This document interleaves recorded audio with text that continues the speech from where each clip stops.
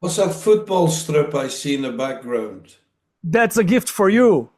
Wow, saw it immediately. Good man, well done. Mr. Kerr, such an honor. I'm Hafa, representing Kiss FM. Thanks for having us. Thanks for having me. So Simple Minds are finally coming back to Brazil after 12 years, I guess. And we are very anxious to see you performing again. And what people can expect from this iconic concert. 12 years, really. I knew it was long, but I didn't think it was 12 years. Jeez. Well, I'll tell you what you can expect. We better be great after 12 years. We really owe it.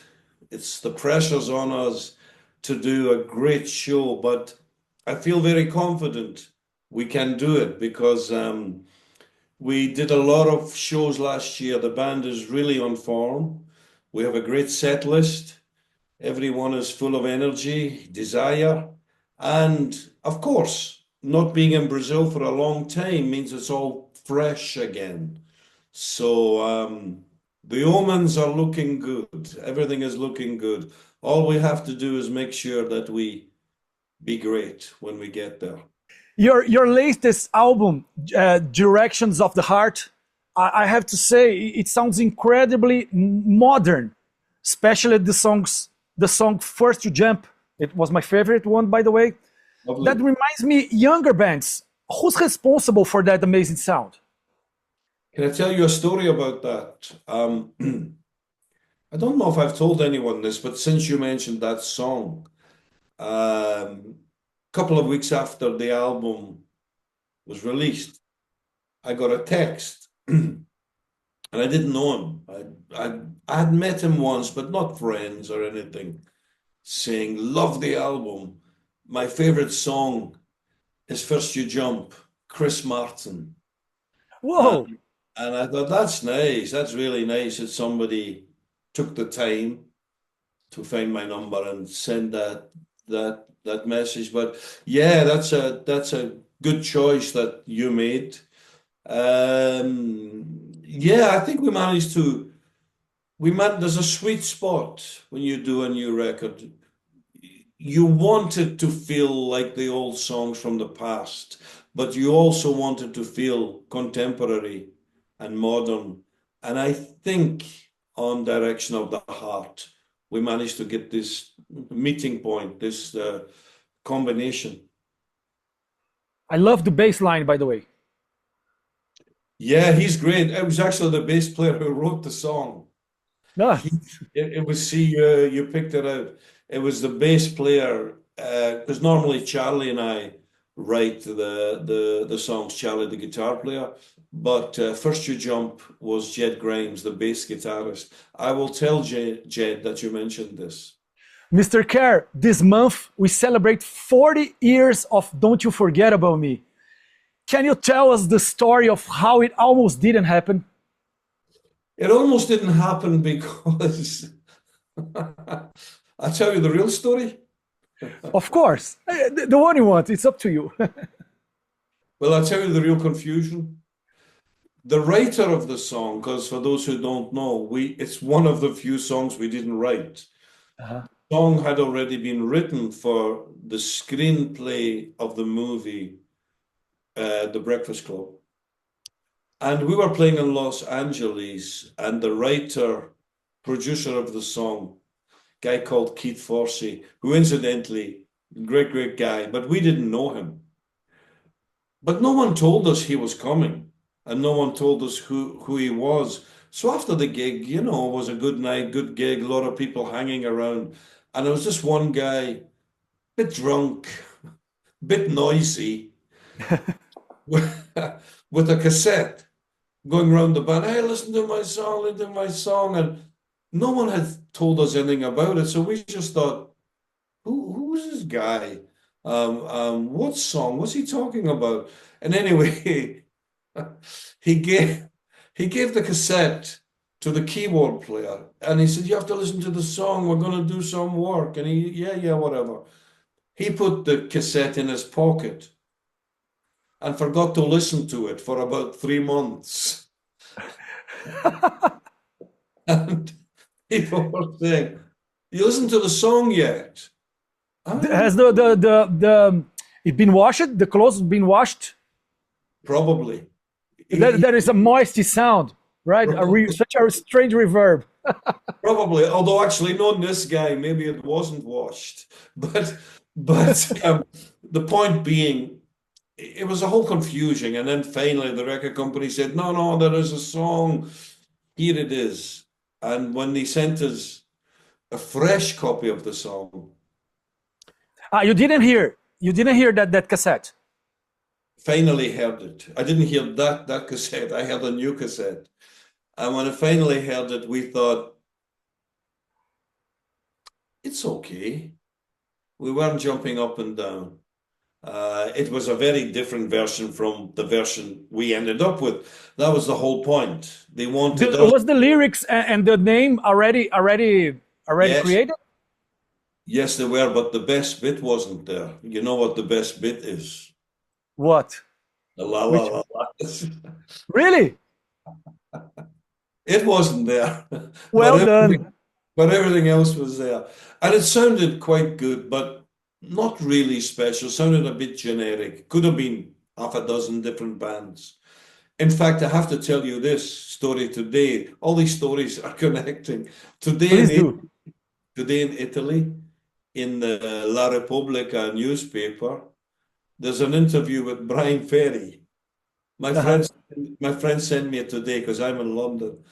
And Brian Ferry says, I was offered Don't You Forget About Me, but I was busy, so I didn't do it. Simple Minds did it instead. They did a great version, so no regrets, except I would be a lot more rich if I did do it.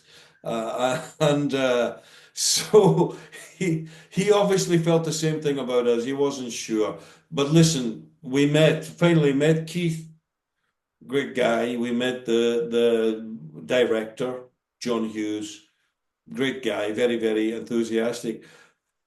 And we were getting a lot of pressure from the record company. We still weren't sure. We said, let's go in for one afternoon, see what happens. Then we can say we tried. We can say we tried, it didn't work. Well, we tried. Guess what? It worked. And, hell yeah. and we're glad it worked, but it's quite an amazing story. Could you share with us some memories from both Nelson Mandela concerts? Yeah, I've been talking about that recently because they're doing a fantastic documentary on Mandela and the concerts and such. I suppose, the real guy behind it was Jerry Dammers from The Special. He wrote that great song, Free Nelson Mandela. But at the time, Simple Minds were probably one of the biggest bands in the world. And Jerry was struggling to get people to agree to the concert. There was a lot of people interested, but no one really committing. And he came to see us, and within 5 minutes, we committed. And we wanted to write a song for the event, and it was something very close to our hearts. And then, of course, there was a brilliant ending to the story because apartheid did end. Mandela was freed. He came to London, and we had a few good exchanges with him. But we're so lucky we've had so many highlights in our life. But that will always be one of the highlights. Yeah, for sure. What are the band plans for the future? Any new records, any new record or material in mind? We are, it's great. We're about halfway through a record, so that's nice. It's always good. Begin a record, take a break from it, step back, go and play live.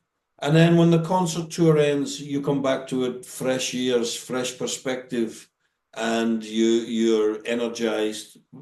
Finish it off. You hear it differently. You hear the pieces that are missing, or maybe there's a certain kind of song we don't have yet.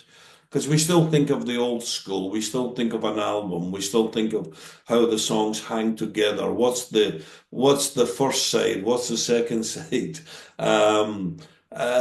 So it goes on, you know. Obviously, the touring goes on, the creativity goes on, the recording goes on, and we're very happy about that. Actually, I asked you that because I'm already thinking about the next time you're coming back. Well, listen, first things first, let's do a great gig and make sure people want us to come back. Yeah, we will. I guarantee you that. And Mr. Kerr, I'm planning to visit Sicily during my next vacation, in particular a town called Taormina. Would you recommend any hotels in there? Well, there is this place called Villa Angela that a lot of people go there. Villa Angela does not, I'm not allowed to go in there. They tell me to keep away. They don't like when the boss comes. But I never tell them when I'm coming. I always Great strategy. I take them by surprise, under cover of the night. And but whoever goes there, if you go there, the one thing I can guarantee you, thanks to the people there, you'll get a great welcome. And what's the best season of the year to be there?